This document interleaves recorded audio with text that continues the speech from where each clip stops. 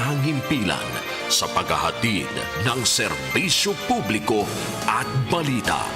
Ito ang Radio Mindanao Networks. Higit-6 na dekada sa paglilingkod sa masang Pilipino.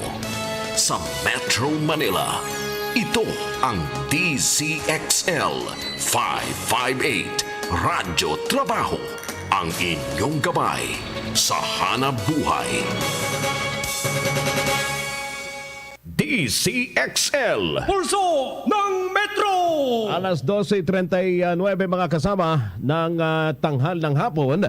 Diretso po tayo sa Palasyo ng Malacanang.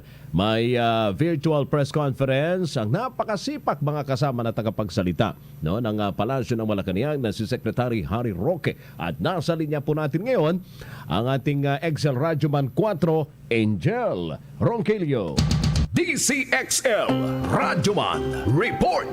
Yan, tama. Nasa Malacanang. Si President. Nasa Malacanang. Wala siyang gala muna Walang ngayon. gala, Nasa Malacanang, si Presidential Spokesperson Secretary Harry Roque mga kasama at siya nga ay nagbibigay ng kanyang press con sa miyembro ng Malacanang Press Corps. At mamaya, Radyo Manod, asahan natin na may pulong ang mga miyembro ng IATF at magsasalita muli, magkakaroon ng Talk to the Nation si Pangulong Rodrigo Duterte mamayang gabi. So mga kasama, pakinggan natin na nagpapatuloy na question and answer portion ng press con sa Malacanang.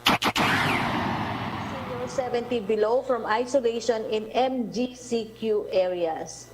Well, again, that would be the discretion of the LGUs. No?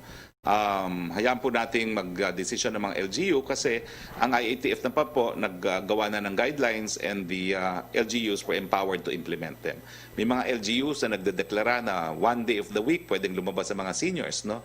So, yung ganyan po mga practices ang pwedeng i-adapt ng mga iba't ibang mga LGUs. Question from Angel Ronquillo ng DZXL RMN. Willing daw po si Vice President Leni Robredo na maging guinea pig pagdating sa bakuna kontra COVID-19. Again, nauna na po si Presidente magsabi na willing siya. Let's hope she can be a guinea pig. Nagari ka, sir. Sino naman yung nagtatawa dyan, ha? Bakit kayo nagtatawa dyan, ha? From Sam Medinilla po, nakarating na po kaya ang 2021 national budget sa Office of the President? Hindi pa po. Wala pa po. Okay. Kasi ang second po niya, if no, nagbigay na po kaya ng commitment ang both houses of Congress kung kailan nila isasubmit ito kay President Duterte? Realistically, they have to do it this week dahil pag-aaralan pa rin po ng Presidente yan kung mayroong mga individual line vetoes na gagawin. Thank you, Secretary. Thank you, Yusek. Back to Pia Renada, please. Pia? Sir? Yes, go ahead, please.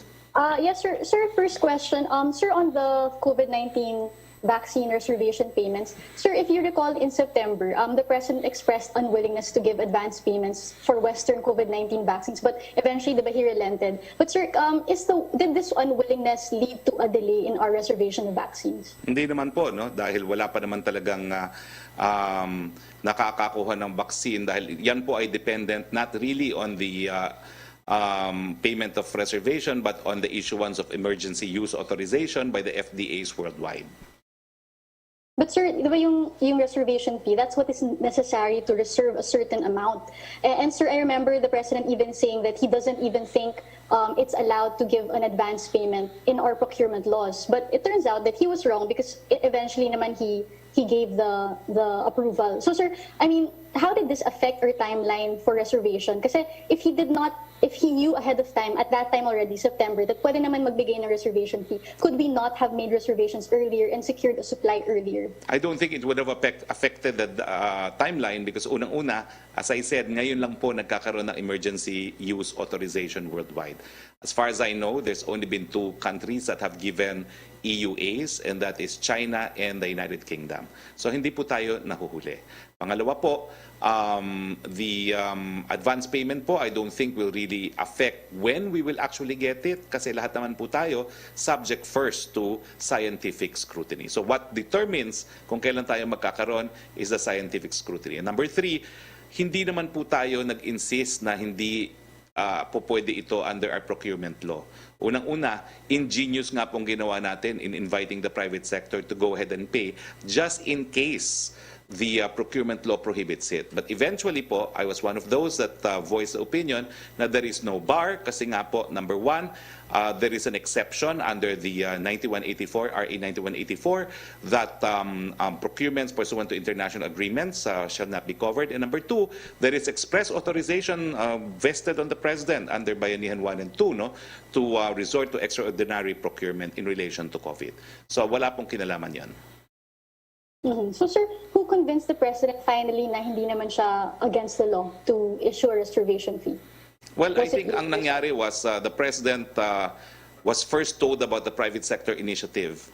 And when the president was told, he was appreciative and said, let's do everything that we can now to get the vaccines. No? Pero wala pong kinalaman yung kanyang insistence before on when we will actually get it. We will get it at the same time as everyone else because it is still based on science.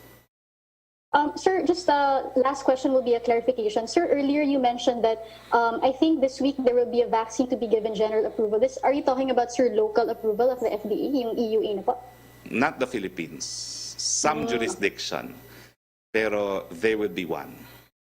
How about, sir, for the Philippines? Will there be any Wala pa. EUA approved? In fact, I was trying to contact the pharmas on when they will file EUAs here in the Philippines. Wala namang makasagot.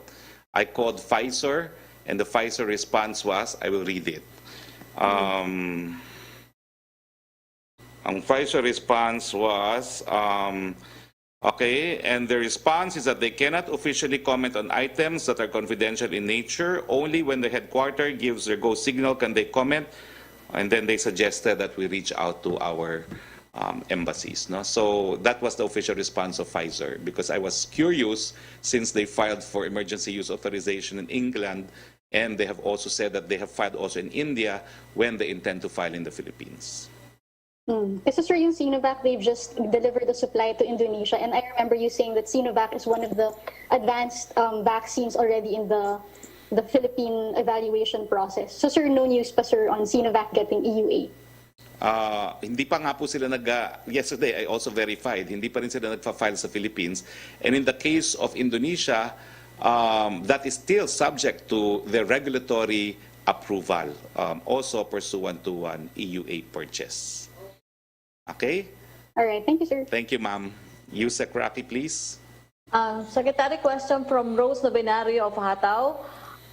Sa isang kilos protesta ay nanawagan ang Alliance of Health Workers sa mismong Department of Health na ibigay ang pantay-pantay ang COVID-19 Special Risk Allowance at Active Hazard Duty Pay under Bayanihan 2, Bayanihan Law 2 sa lahat ng manggagawang pangkalusugan sa pampubliko at pribadong ospital maging sa mga LGU at iba pang health facilities dahil ang virus ay walang pinipiling dapuan. Lahat ng health workers sa loob ng ospital ay exposed at prone sa virus. Ano po ang reaksyon ng palasyo? Hindi ko po alam bakit sila nananawagan. Talaga naman po ang batas. Meron may provision sa saligang batas na equal protection. It should be applied to all, no? Similarly situated. So hindi na po kinakailangan magpanawagan. It will be applied to all, similarly situated. Opo. Secretary, tanong ni Maricel Halili, although nasagot nyo na, baka lang po may dagdag kayo, may we have a palace statement about Vice President Robredo's fear on alleged normalization of impunity in the Philippines after string of killings. She said, mas natatakot ako sa immunity as a whole, na parang napaka-normal na lang na mabalitaan natin na may mayor na pinatay, may judge na pinatay, may abogadong pinatay, may media man na pinatay.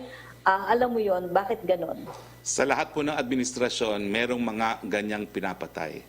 Ang issue, ginagampan ba ng Estado ang katungkulan na mag-imbestiga, maglitis, magparusa at bigyan ng remedyo sang-ayon sa lokal na batas? Tanong po ni Vance Fernandez, ito na po yung last question, Secretary. From recent news that inflation rate ay tumaas po up to 3.3% from 1.3% in November. What does the government plan to do to deal with inflation, and what messages of reassurances from the government would you like to give sa business sector of the country? Well, pasok pa naman po sa target natin na 2% between 2 to 4% ang inflation rate na 3.3%. No? At ito nga po ay nakakalungkot, pero ito po ay resulta ng mga bagay-bagay na hindi natin makokontrol, gaya ng sunod-sunod na mga bagyo na nagsalanta ng ating mga pananim na dahilan kaya umingkris po ang presyo ng ating mga bilihin, lalo na sa pagkain at transportasyon.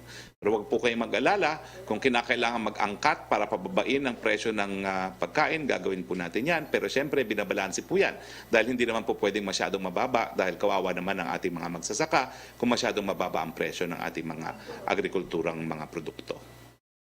Thank you, Secretary. Okay for round 2 daw. Joseph Morong. Yes, sir. Sir, okay, ganito. Yung sa matagal ng tanong natin, yung sa mga love is not, ano ba yun? Tourism. Sir, finally, can we outline talaga kung ano yung pwedeng mangyari para naman hindi na sila umaasa? So right now, ang gusto nilang mangyari is i-exempt sila from the tourist visa required kasi parang ang inaalaw natin is mga foreigners on tourists. Ang binaban natin is yung mga foreigners on tourists, hindi pa pwede yon. But is the government willing to provide an exemption to at least those who are engaged or have fiancé status? And also that includes, all kinds of couples. Well, tapatan po para walang umaasa. Hanggang ban pa po ang tourist visas, I don't think there can be a way for them to come in. Ang pag-asa na lang po natin, may bakuna na. Sa pag may bakuna na, baka po pwede na po tayong magbukas ng ating teritoryo muli sa mga turista. Antay na lang po tayo. Sandali na lang po yan dahil narito na po ang bakuna. Your spouses are allowed, but these are just straight couples. May natatanggap lang ako na communicated that pag same-sex, hindi pwede, sir, no? I would like to believe na basta meron silang marriage contract, they should be allowed in. But our embassies daw, sir, say that we have no counterpart, parang law that acknowledges and recognizes same-sex. So parang hindi valid yung effect in the Philippines? My professional view is you apply conflicts of law. If it is valid, the marriage was valid in a jurisdiction where it was solemnized, then it should be recognized as valid here. Kasi hindi naman dito ginawa yung kasal. Doon sa jurisdiction na allowed siya. Alright, sir. Thank you for your time po. May isa pa. Si Yusek Rocky, please. Yes, Secretary, tanong ni pahabol ni Hana Sancho ng SMNI, nananawagan po ng tulong ang Catanduanes para mapaayos agad ang mga nasirang tahanan. Madalas po kasi mga relief ang natatanggap. Sana naman daw po ay hindi makalimutan yung ayuda para sa kanilang tahanan. Ang alam ko po, yung pinadala po ng Malacanang, meron pong 18 million at ang bulk nito ay para pambili po ng yero at iba pang mga kinakailangan para maitayo muli po ang mga tahanan ng mga taga-Catanduanes. Huwag po kayo mag-alala, malapit po nating kaibigan si Governor Joseph Cua at palagi po nating sinusuportahan ang mga hinihiling ng mga taga-Catanduanes at naibibigay naman po ng Malacanang. Thank you, Secretary. Okay, kung wala na po tayong tanong, well, gaya po ng aking sinabi, ang bakuna ay naririyan na, kaya sasalubungin natin ang Kapaskuhan na may bagong pag-asa at nagbibigay ng magandang pangitain ng langit. Mantakin niyo po, masasaksihan ng buong mundo sa Disyembre 21 ang tinatawag na Christmas Star na huling nakita may 800 taon na ang nakalipas. Jupiter and Saturn will align, creating what is referred to as the Christmas star or the Star of Bethlehem. Mayapang daigdig, Merry Christmas to one and all. Ito po inyong spokes, sa ngalan po ng ating Presidente Rodrigo Roa Duterte. Maraming salamat, Panginoon, sa iyong Christmas gift na bakuna. Magandang hapon po sa inyo lahat.